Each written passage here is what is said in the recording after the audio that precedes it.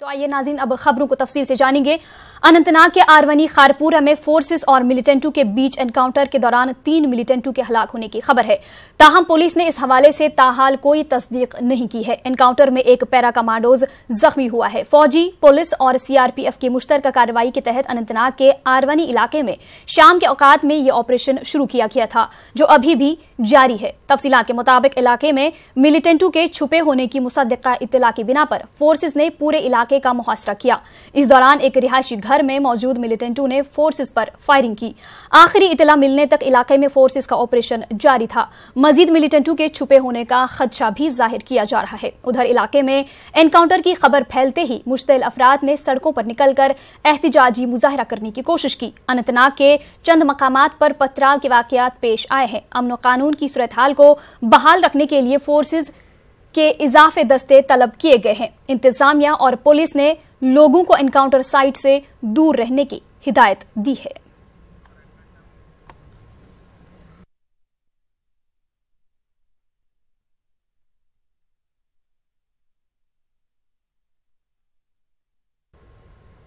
उधर बारामूला के अठूरा क्रीरी इलाके में पेश आए एक एनकाउंटर में 2 मकामी मिलिटेंट हलाक हुए हैं। 2 मिलिटेंटों के छुपे होने की इत्तला मिलने के बाद सिक्योरिटी फोर्सेस ने आज इब्तिदाई सातों में इलाके में मुहासरा व तलाशी मुहिम शुरू की थी। सुबह 10 बजे के करीब मिलिटेंटों ने एक मकान से सिक्योरिटी फोर्सेस पर फायरिंग की। इसके बाद वहां दोनों जानिब से फायरिंग का तबादुला हुआ और वक्फे से एनकाउंटर के मकाम पर धमाकों की आवाजें भी सुनाई दी।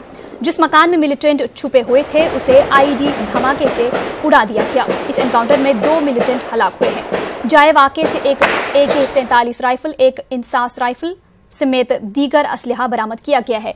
फौरी तौर पर महलूक मिलिटेंटों की शनाख्त नहीं हो सकी है। इस दौरान एनकाउंटर के मकाम के आसपास के इलाकों में झड़पों और पथराव के वाकयात रोनुमा हुए। एहतिजाजी नौजवानों को मुंतशिर करने के लिए सिक्योरिटी फोर्सेस ने आंसू गैस का इस्तेमाल किया। इस मौके पर सिक्योरिटी फोर्सेस की जानिब से अठूरा को आने वाले सभी रास्तों को बंद कर दिया गया था।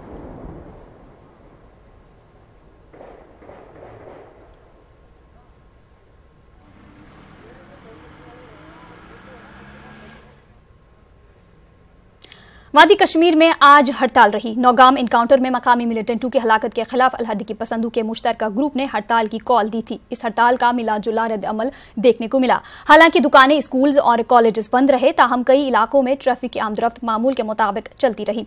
श्रीनगर शहर के लाल चौक इलाके में पब्लिक व प्राइवेट ट्रांसपोर्ट की नकलो हमल देखी गई। उधर हुर्रियत कॉन्फ्रेंस के दोनों ग्रुपों के चेयरमैन सैयद अली शाह गिलानी और मीरवाइज मौलवी मोहम्मद उमर फारूक घरों में नजरबंद रहे।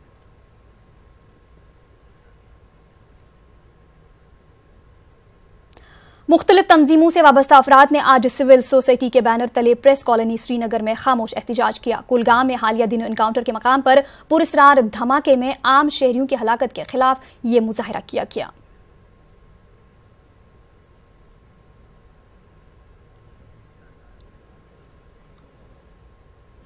CPIM के सीनियर लीडर व कुलगाम के रुकन असेंबली मोहम्मद यूसुफ तारिगामी ने हालिया दिनों लारू कुलगाम में आम शहरियों की हलाकत के वाक़े की अदालती जांच का मुतालबा किया है। अपनी रिहाइश गाह पर एक प्रेस कॉन्फ्रेंस से खिताब करते हुए यूसुफ तारिगामी ने कहा कि अब वक्त आ गया है कि कश्मीर की तमाम ताकतों को मुत्तहिद होते हुए आम शहरियों की हलाकतों के खिलाफ सदा बुलंद करना चाहिए। उन्होंने कुलगाम वाक़े पर कई सवाल खड़े करते हुए कहा कि इस दौरान मेयारी ज़ाबिताकार पर अमल नहीं किया गया।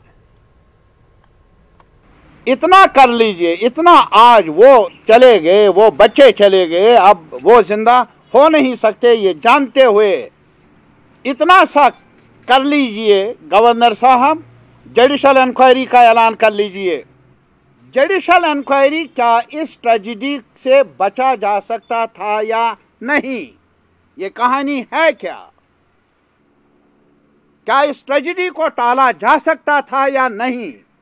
और ये जो असेंबली ने कानून और रूल्स बनाए हैं उनका हुआ क्या? वो किस तहखाने में पड़े? आपका ऐलान है कि हम जवाबदेह इंतजामिया देंगे। बार बार ये ऐलानात सुनने में आ रहे हैं कि अकाउंटेबिलिटी नहीं रही थी। अब गवर्नर्स एडमिनिस्ट्रेशन में हर सतह पर अकाउंटेबिलिटी आएगी। मैं और कुछ नहीं मांगना चाहता हूं, ये मांगूंगा वो बच्चे मरे क्यों, जवाबदेही किसकी? इस बारे में हम हक़ाइक़ जानना चाहते हैं। इस बारे में हम तहकीकात चाहते हैं। हत्ता कि कश्मीरी अवाम अब थक चुके हैं इंक्वायरी के ऐलानात सुनकर। भरोसा अब नहीं है। उधर जम्मू कश्मीर बचाव तहरीक के सरबराह अब्दुल गनी वकील ने कुलगाम में आम शहरियों की हलाकत पर दुख का इजहार करते हुए महलूकीन के लवाहिकीन की भरपूर मदद करने की हुकूमत से अपील की। उन्होंने यहां खून खराबा रोकने के लिए मुज़ाकरात के अहिया पर जोर दिया। अब्दुल गनी वकील ने सरकारी रिहाइशगाह में पार्टी कन्वेंशन के बाद मीडिया के सामने इन ख्यालात का इजहार किया। सबसे पहले हमने जो करारदाद की वो ये की कि यहाँ जो सिविल किलिंग्स बंद होनी चाहिए और कुलगाम की जो सिविल किलिंग्स है या दूसरी जगहों की सिविल किलिंग्स है उसकी तहकीकात होनी चाहिए एक हाई कोर्ट जज के जरिए, और दूसरा मरकजी सरकार को बातचीत में बाहर करनी चाहिए क्योंकि कब तक खून खराबा जारी रखे।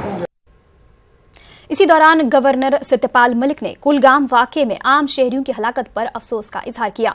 गवर्नर ने इस बात का एतराफ किया कि सिक्योरिटी फोर्सेस की जानिब से भी गलती हुई थी। साथ ही उन्होंने लोगों को मशवरा दिया कि वो इनकाउंटर के मकामात पर जाने से गुरेज करें। काम में जो हुआ है वो बहुत अनफॉर्चुनेट है, नहीं होना चाहिए। उसमें हमारी भी लापरवाही है, उसमें उन लोगों की भी लापरवाही है। देखिए अमृतसर में तो 60 लोग सिर्फ इस लापरवाही से कि उन्हें ये अंदाज ही नहीं था कि कहाँ खड़े हैं। तो मैं ये अपील करूँगा फोर्सेस को, तो हमने कहा है कि उस एरिया को क्लियर किए बगैर और उसके ऊपर वो लगा दीजिए पूरा जो लगा देते हैं पुलिस का, अखबारों में एडवर्टीजमेंट दे दीजिए कि जहां ये हो रहा हो एनकाउंटर वहां लोग ना जाएं। और लोगों को भी ये समझना चाहिए, पॉलिटिकल पार्टीज को भी लोगों को ये समझाना चाहिए कि लड़ाई की जगह जहां गोलाबारी हुई है वहां लोगों को जाने से 1-2 दिन रोकें जब तक वो साफ ना हो जाए। गवर्नर सत्यपाल मलिक का कहना है कि जब तक हुर्रियत लीडरान पाकिस्तान को अलग नहीं रखेंगे तब तक उनसे मुज़ाकरात नहीं किए जाएंगे। पंचायती इंतखाबात पर तबसरा करते हुए सत्यपाल मलिक ने इस उम्मीद का इजहार किया कि इन इंतखाबात में सभी पार्टियां हिस्सा लेंगी। गवर्नर ने कहा कि रियासत में करप्शन से सख्ती से निपटा जाएगा। हेल्थ इंश्योरेंस पॉलिसी को मनसूख करने से मुतालिक एक सवाल के जवाब में गवर्नर ने कहा कि उसमें करप्शन पाया गया है। से मेरी बात नहीं हुई है, मिलता मैं सबसे, मैं अभी जैसे उमर साहब से भी मिला, महबूबा जी से मिला, तारिगामी से मिला, सबसे मिलता हूँ। जहाँ तक इनका हुर्रियत का ताल्लुक है, हुर्रियत बिना पाकिस्तान से पूछे टॉयलेट नहीं जाते हैं। तो जब तक वो पाकिस्तान को अलग नहीं रखेंगे तब तक उनसे कोई बात नहीं होगी। बात करना सरकार का काम है, मेरा काम है बात के लिए साजगार माहौल तैयार करना, और मैं कोशिश कर रहा हूं कि वो हो। और आपने बहुत सारी चीज़ों में देखा होगा कमी आई है, वायलेंस में काफ़ी कमी आई है, नई भर्तियों में काफ़ी कमी आई है, पत्थरबाजी में काफ़ी कमी आई है। और वो मेरी वजह से नहीं हुई, वो लोगों के एटीट्यूड से हुई।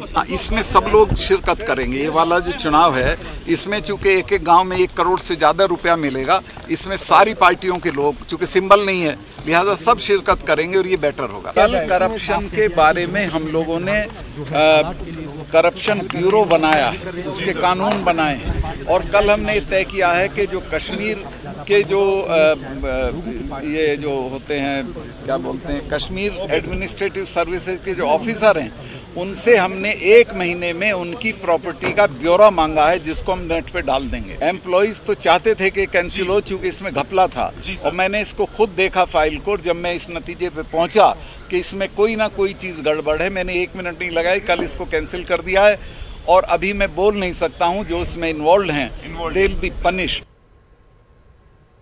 पीडीपी तर्जुमान रफी अहमद मीर ने गवर्नर एसपी मलिक के कल श्रीनगर में एक प्रोग्राम के दौरान दिए गए बयान की नुक्ताचीनी की है। पीडीपी ने कहा है कि यहां के लोगों और सियासी जमातों को यह हक है कि वो हिंदुस्तान और पाकिस्तान के बीच मुज़ाकरात के लिए बात करें। उनका कहना था कि दोनों तरफ ऐसी ताकतें मौजूद है जो बातचीत के हक में नहीं है। मीर ने कहा कि जम्मू कश्मीर में अमन कायम करने के लिए बातचीत ही वाहिद रास्ता है। मीर ने कहा कि उन्होंने वजीर दाखिला के कश्मीर दौरे पर उनके साथ इस मसले को उठाया है। वाज़ेह है कि गवर्नर ने कहा था कि मकामी सियासी जमातों को हिंदू पाक के बीच अमन मुज़ाकरात के हवाले से बात करने का हक नहीं है और ये मसला दोनों ममालिक के बीच का है। हमें इस बयान के बारे में निहायत अफसोस है, क्योंकि रियासत जम्मू कश्मीर के लोग बराबर पिछले 30 साल से ही नहीं बल्कि 70 साल से पिस रहे हैं एक ऐसे हालात में जहाँ कि हमारा रहन सहन उठना बैठना बड़ा मुश्किल हो गया है। लोग कत्ल गारत का शिकार है और मुश्किलात का सामना है। तो इसमें पॉलिटिकल पार्टीज़ का एक रोल बनता है कि हम ये कोशिश करें कि वो तमाम तरीके बरोई कार लाए जाएं जिनसे यहाँ का खून खराबा रुका जाए और लोगों को तहफ़्फ़ुज़ मिले, आईनी बरकरारी भी रहे। तो इस सिलसिले में जब तक हम बात नहीं करेंगे, यहाँ के रहने वाले, यहाँ की सियासी पार्टीज़ हिंदुस्तान और पाकिस्तान को इस बात के लिए आमादा करें कि बातचीत का रास्ता हमवार हो, बातचीत के लिए तैयारी हो, तब तक यहाँ पे किसी तरह की उम्मीद की किरण नज़र नहीं आ रही है।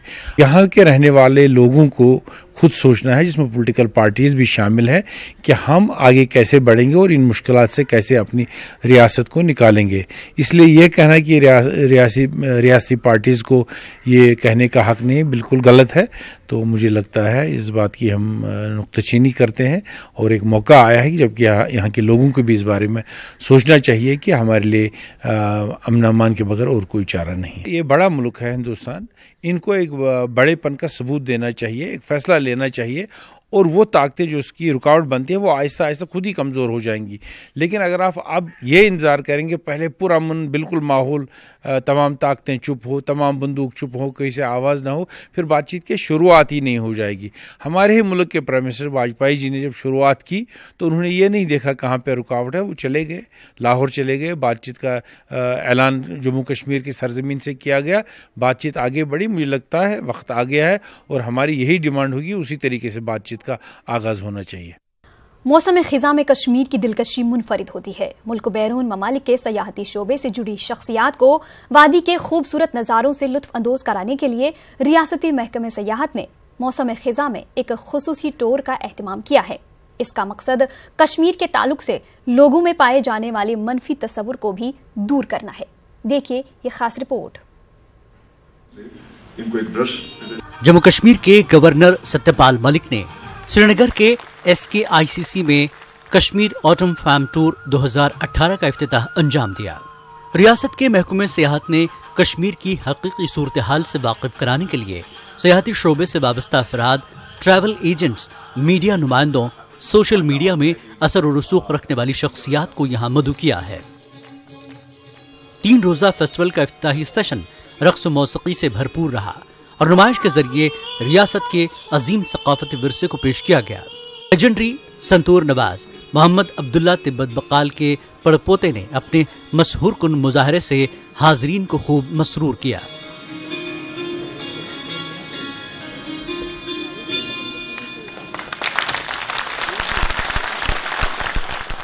इस मौके पर राशिद जहांगीर ने भी अपनी मौसीकी का जादू जगाया।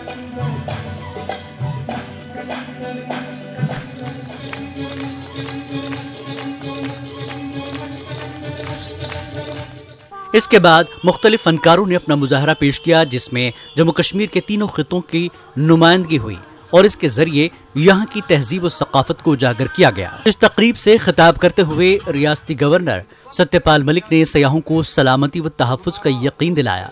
इन्होंने यहाँ की मेहमान नवाजी की खूब सताइश की। के लिए इंफ्रास्ट्रक्चर, खूबसूरती, ये चीज तो होती है, लेकिन सबसे बुनियादी चीज है जो हमारा होस्ट है, जिसके हम जा रहे हैं, उसका हमारे साथ सुलूक कैसा है।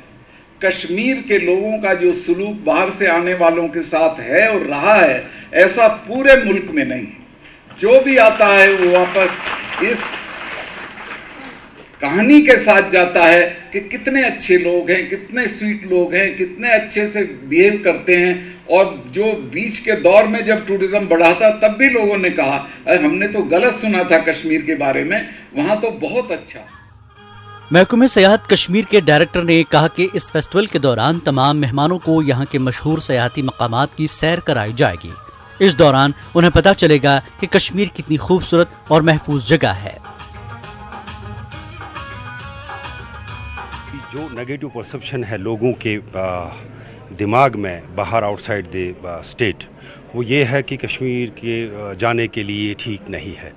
उसी को ठीक करने के to remove this negative perception among the people outside the J&K at national and international level, we have organized this event so that the message will go that Kashmir is the safest tourist destination, especially for the women.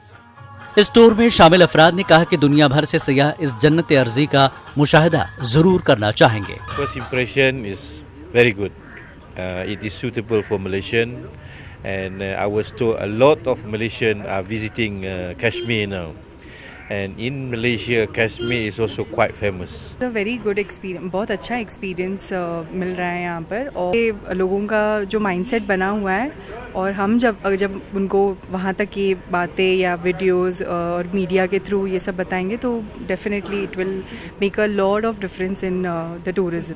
तो जो perception था कि यहाँ पे दंगे फसाद होते हैं, मिलिट्री का बहुत दबाव होता है, लोग परेशान हैं, लेकिन पहली बार जब आया ये सारी चीज़ें लेके आया हुआ था, लेकिन पहले ही दिन पता चल गया कि रूमर्स और फैक्ट्स में बहुत फ़र्क हैं सेंसिटिव एरियाज़ जो कि फैक्ट है, लेकिन श्रीनगर बोलो या फिर जो टूरिस्ट प्लेसेस हैं यहाँ पे। कश्मीर में रवा साल सयाहों की आमद में कमी देखी गई है। वादी की सूरत हाल को लेकर लोगों में जो मनफी तस्वुर पाया जाता है, इसे दूर करने और सयाहों को यहाँ राग़िब करने के लिए महकमे सियाहत कश्मीर की जानिब से मुख्तलिफ इक़दाम किए जा रहे हैं। न्यूज़ 18 उर्दू के लिए श्रीनगर से शब्बीर मीर की रिपोर्ट।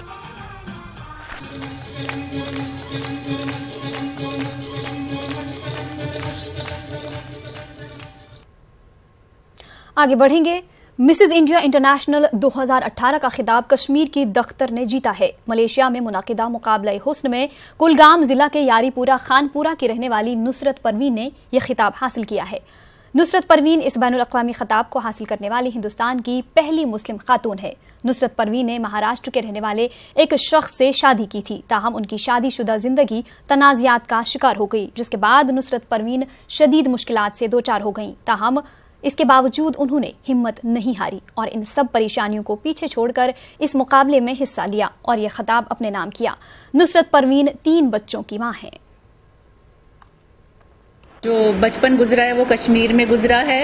मैंने अपने लाइफ के 6 साल कश्मीर में गुजारे। मैं ज़्यादा कश्मीर में रही नहीं हूँ, और जितना भी सफ़र मेरा कश्मीर का रहा है, जो मैंने अपने दिन वहाँ पे बिताए हैं, बहुत ही खूबसूरत दिन थे वो, बहुत ही मज़ेदार थे। मेरा बचपन जो था बहुत ही नटखट बचपन था मेरा।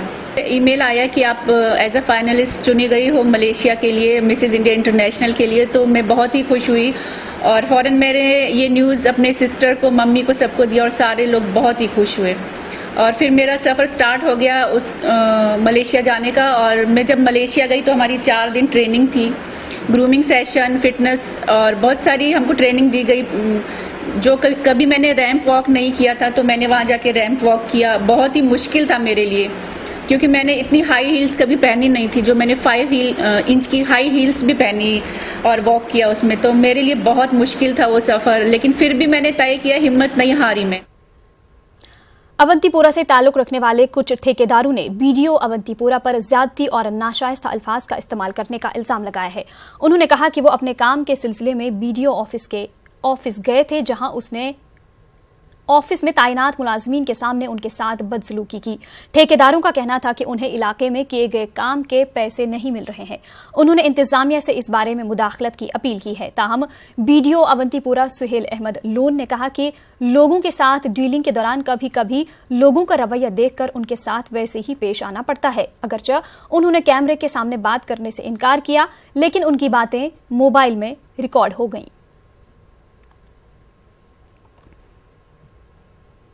मैंने 2017 में एक काम किया था, उसकी बिल अभी पे नहीं हुई, तो मैंने पिछली बार डायरेक्टर साहब को फ़ोन किया था, उसी का गुस्सा निकाल रहे हैं मुझ पे। अब्यूज़ लैंग्वेज बहुत सारी यूज़ की, मैंने इसको रिप्लाई भी नहीं दिया यहाँ से। उसने मुझे इतनी गालियाँ दी कि मैं मतलब शट रह गया। जब हम हैदर अथॉरिटी के पास गए तो फिर उन्होंने बोला बेटा कोई बात नहीं, हम आपको करेंगे। उसी का गुस्सा आज उनने मेरे भाई पे निकाला। सवेरे उसको बहुत सी गालियाँ दी है, लेकिन गाली गलौज ठीक नहीं है। आपको लगता है कि मैं कह रहा हूँ नहीं है ठीक, वो उस वक्त स्टेट ऑफ माइंड जो था वो बोल दिया। एज अफसर मतलब ऐसा बिहेव करना चाहिए आपको। देखिए मेरे पास पब्लिक डोमेन में इनसे मुझे डीसी थी स्विच कराना नहीं, अब ये होता है, पब्लिक में चलाना पड़ता है डंडा कभी भी।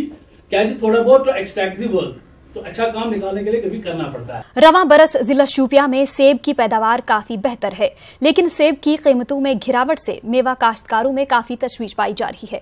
आजकल पूरे जिला में सेब उतारने का काम उरूज पर चल रहा है। कुछ बरसों से जिला शोपियां में मेवा काश्तकारों ने सेब की नई अकसाम को भी मुतारिफ किया है, लेकिन महकमा बागबानी की जानिब से इस हवाले से जिला शोपियां में कोई खास इकदामात नहीं उठाए जा रहे हैं। हुकूमत की अदम तवज्जो के बास सेब की कीमतों में भारी कमी आने से काश्तकारों को काफी नुकसान से दो चार होना पड़ रहा है।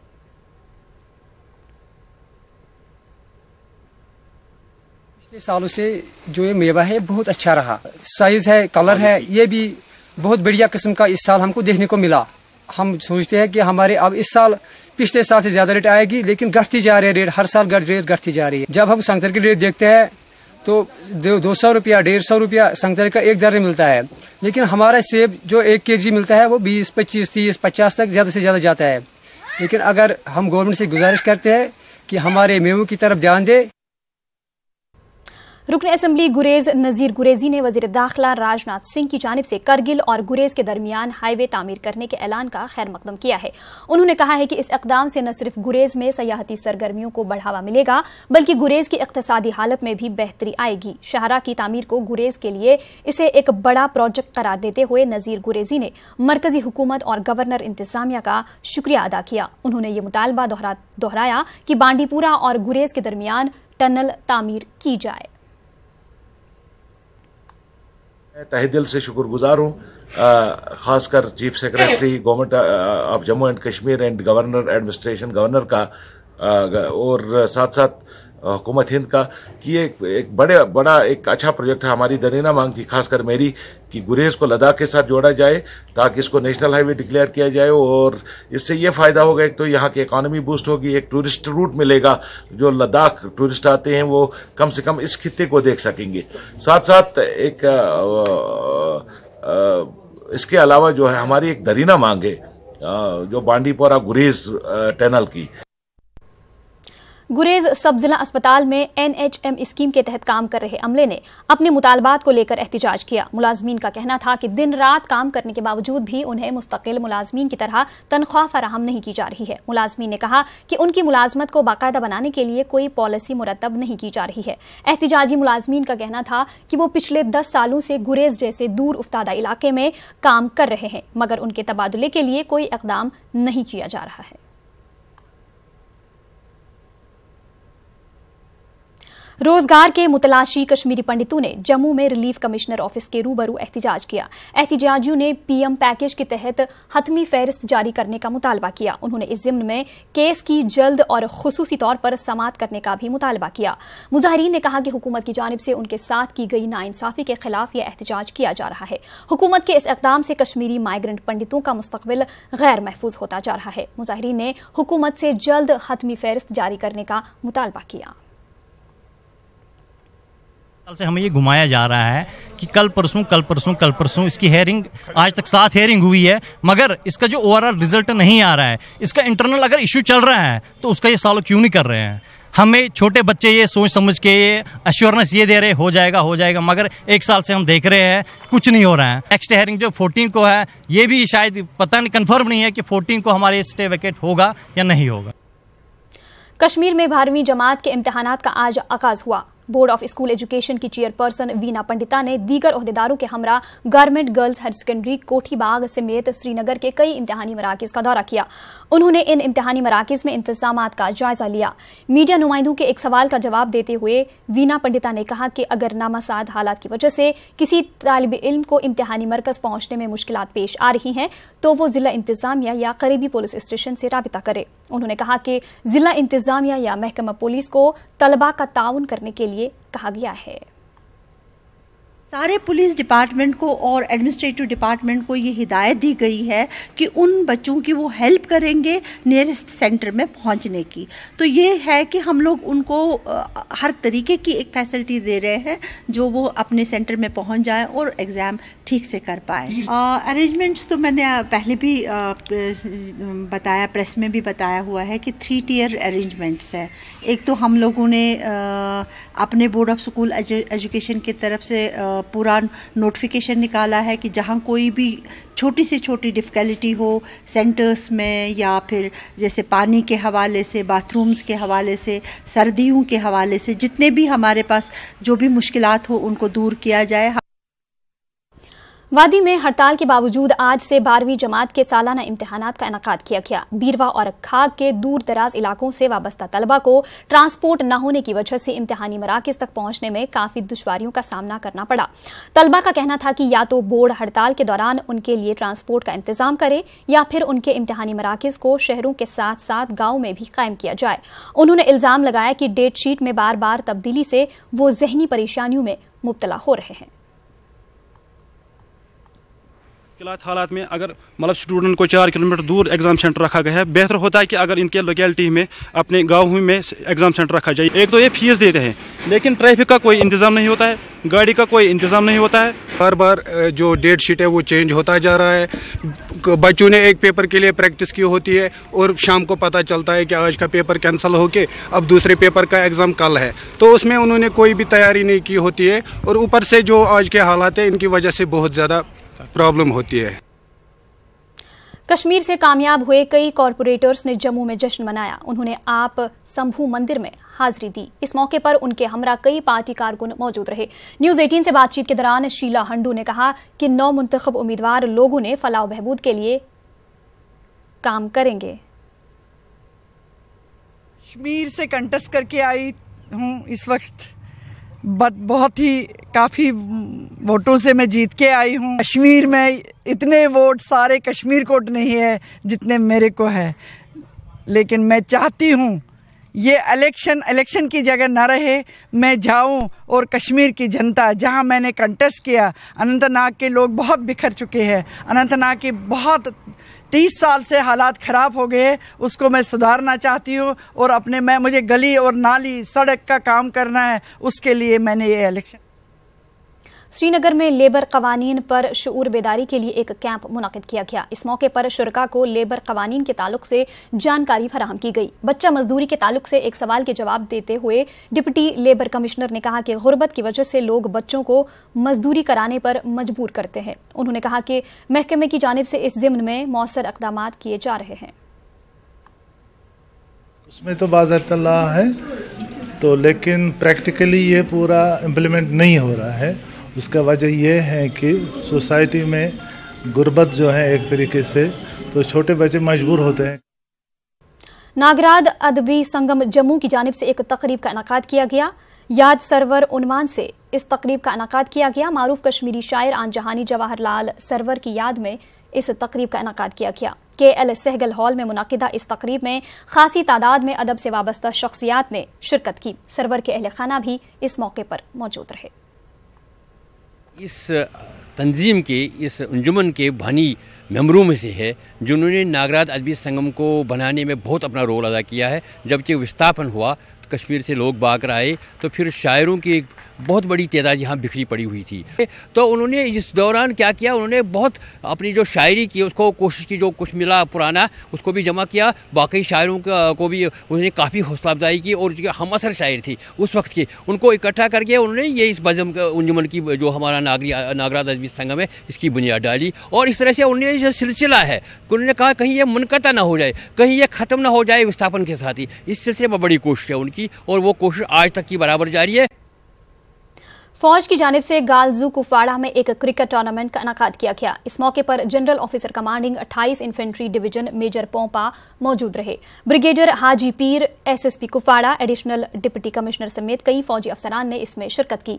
बेहतरीन कारकर्दगी दिखाने वाले खिलाड़ियों में इनामात तकसीम किए गए। जनरल ऑफिसर कमांडिंग ने कहा कि जो लड़के मिलिटेंट सफ़ों में शामिल हो रहे हैं उन्हें बंदूक के बजाय खेल कूद और पढ़ाई पर तवज्जो देनी चाहिए। कुपवाड़ा के अवाम के लिए ये स्पोर्ट्स फील्ड का इम्प्रूवमेंट, रेनोवेशन हमने थोड़ा बहुत किया है और हम चाहते हैं कि जो यूथ है ये अपने स्पोर्ट्स और एक्टिविटीज़ में लगे रहें। और एक्टिव रहें इसमें, क्योंकि बहुत टैलेंट है और इसमें हम देख रहे हैं कि किस तरीके से खेल रहे लड़के, और इंशाल्लाह इसमें और तरक्की हो और इनको सेलेक्ट करके आगे जाने का मौका मिले।